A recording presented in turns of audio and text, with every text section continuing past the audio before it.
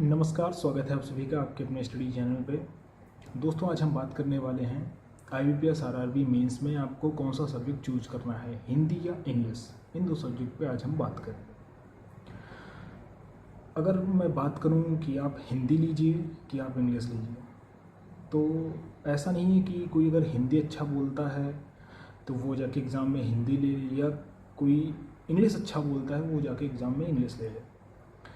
English को बोलना और एग्ज़ाम का जो पेपर आता है उनमें काफ़ी ज़्यादा डिफरेंस होता है। एक ज़मीन आसमान का अंतर हम कह सकते हैं। एक अच्छे खासे लेवल का पेपर आता है।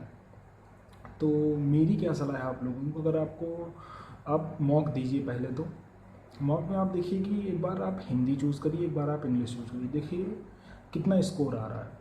और एक बार पर डिसीजन आपको ये नहीं लेना है कि हमको हिंदी चूज़ करना है या इंग्लिश चूज़ करना है। कम से कम आप 5 मॉक लगाइए, या मॉक नहीं देना है तो आप 5 क्विज ले लीजिए। तो जब आप 5 क्विज लगाएंगे तो उसमें आप देखिए कि आपके हिंदी में ज़्यादा नंबर आ रहे हैं या इंग्लिश में ज़्यादा नंबर आ रहे हैं। अगर हिंदी में नंबर आ रहे हैं तो आप हिंदी की तरफ जाएंगे, अगर इंग्लिश में ज़्यादा नंबर आ रहे हैं तो आप इंग्लिश की तरफ जाएंगे।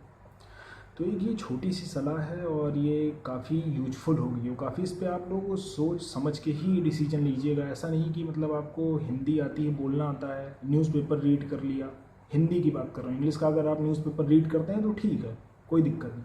लेकिन हिंदी के न्यूज़पेपर ऐसे नहीं होते हैं कि उनसे आपका एग्ज़ाम क्वालिफाई हुआ है। बट इंग्लिश में जैसे कुछ अच्छे न्यूज़पेपर आते हैं, अगर आप उनको रीड करते हैं तो अच्छी बात है, तब आप फिर इंग्लिश ले लीजिए। लेकिन हिंदी में आप ये है कि जो भी न्यूज़पेपर हैं मार्केट में, अगर आप उनके हिसाब से चलते हैं तो बहुत ही नॉर्मल, मतलब एक सिंपल ही लैंग्वेज लिखी होती है, बहुत ही आसानी से समझ में आ जाती है। लेकिन जो पेपर का पैटर्न होता है और जो ये न्यूज़पेपर में जो लैंग्वेज यूज होती है उनमें काफ़ी ज़्यादा डिफरेंस होता है।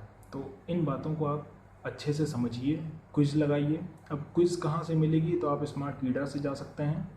और क्विज़ पे दूसरा अगर मैं सोर्स बताऊं तो आप एक स्मार्ट कीड़ा हो गया और दूसरा है प्रैक्टिस मॉक।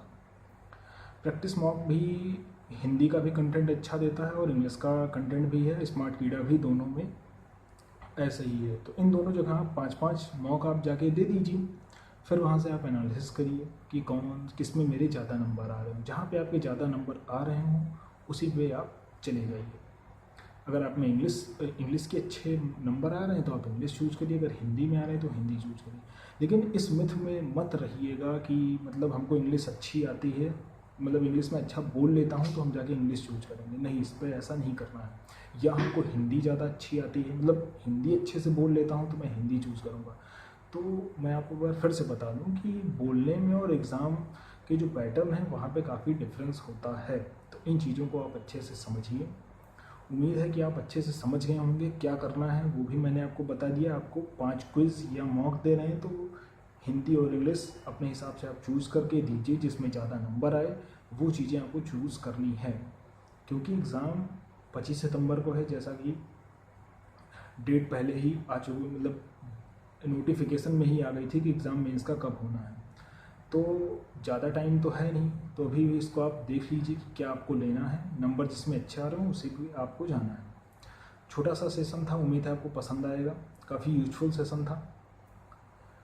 मिलते हैं अगली वीडियो में, तब तक के लिए बाय, नमस्कार, धन्यवाद।